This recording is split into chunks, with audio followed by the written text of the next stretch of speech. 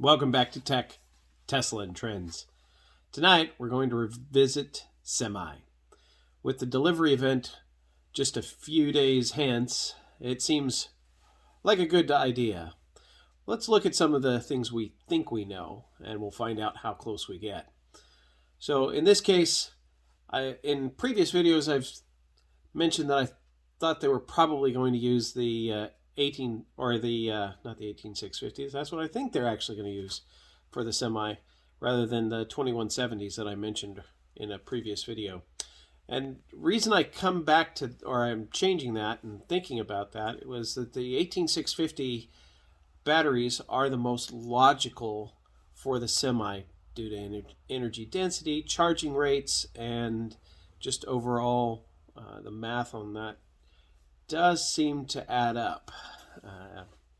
Anyways, 18650 takes roughly somewhere between, or 100 kilowatt pack will take between 20 and 40 minutes to charge.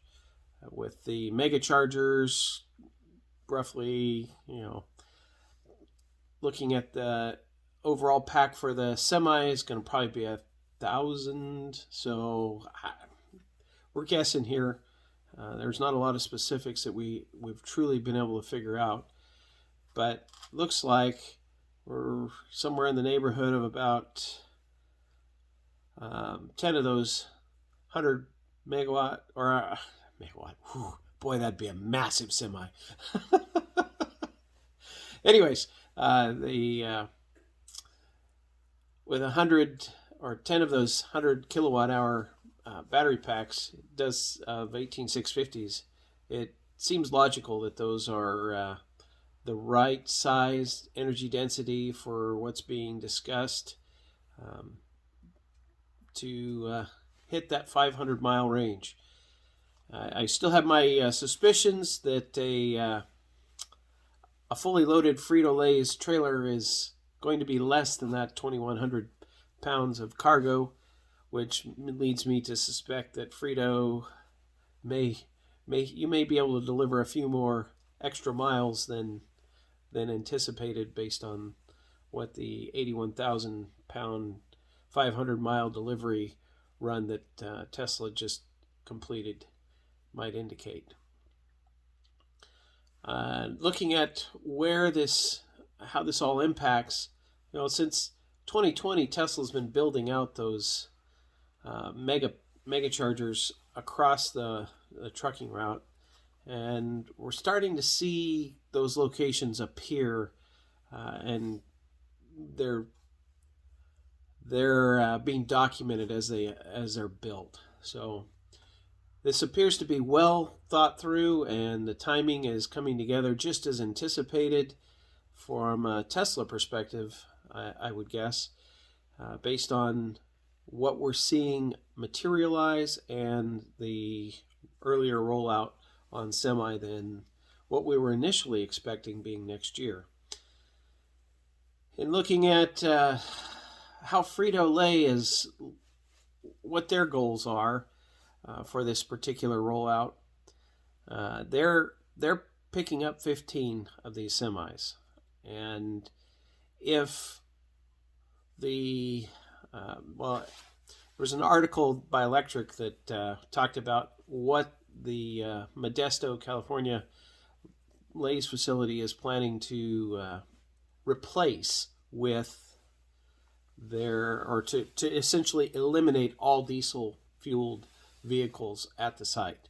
So that includes the 15 semis that they're going to get are going to be there. They're also picking up 6 of the Peterbilt 220 EV electric box trucks, and then 3 BYD 8Y battery electric yard tractors, and then they've got 12 of the Crown battery forklifts and 38 Volvo tractors with the natural gas engines there. So it could be, we'll see how well the Tesla Semi performs.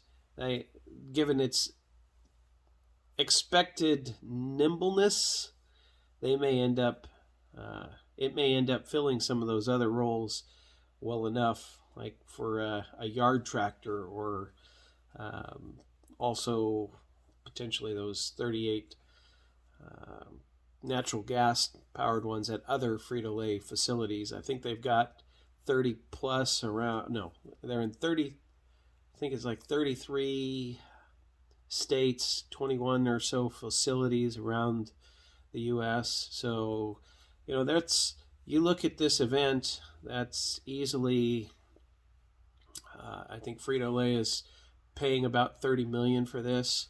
So this is a pretty significant investment for Frito-Lay in their overall desire to make it to a more green impact or footprint.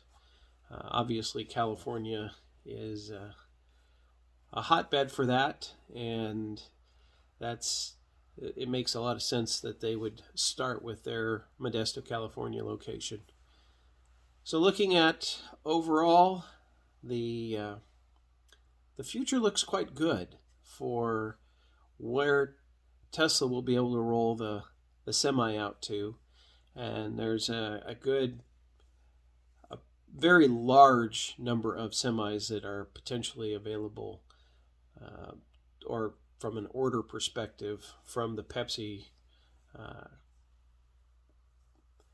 company. I think they've got close to, I think it's 20, anyways, like 20,000 trucks or something like that they've got that are in that Class 8 range. So it's a good number of trucks overall. And I may be misspeaking on that, but that's what I recall from some of the research I've been doing all over the place online. Looking at where this leads, though, and the impacts that it might have on the bottom line for Frito-Lay, led me to some interesting discoveries, none that are of a particular surprise. My wife and I have been laughing, and not necessarily in a funny ha-ha way, but knowing that this bottom line cost savings for transportation that Frito-Lay is going to realize by utilizing Tesla semis and some of these other electric vehicles in their yard for overall transport costs are going to decrease significantly. And yet, one of the things that is in a July 12th Pepsi statement that I found in an article written by Amber Lake from Eat This Not That, they said they were working on sharpening their revenue management capabilities, which would then counterbalance what is expected to be increased commodity transportation. An increase in transportation cost, really? It seemed a little suspicious to me, Frito-Lay. Just saying. And supply chain costs. So, yes, they're going to see some of those costs increase in some of those other areas, but to utilize transportation as an additional cost going forward, and to be one of your statements that you're expecting those costs to go up. Yes, we do see diesel more expensive right now, and so maybe in the short term you've got those price increases, but going forward next year, as you start to roll these 15 trucks out, and I suspect that some of those transportation costs are not as high as you're going to as are going to be realized. It'll be interesting to see if the shrinkage that we typically see with inflation occurs with Frito-Lay bags going forward. Probably they will, because every company is looking to increase their bottom line. In this case, though, if transportation is truly the issue, perhaps it's a little bit more hollow of a statement than what might actually be with supply chain and commodity costs that are associated. with a particular bag of chips. Well, we'll leave that for tonight. I'd love to hear your comments, and we can discuss this more down below. For tonight, have a good one. We'll talk to you tomorrow. Good night.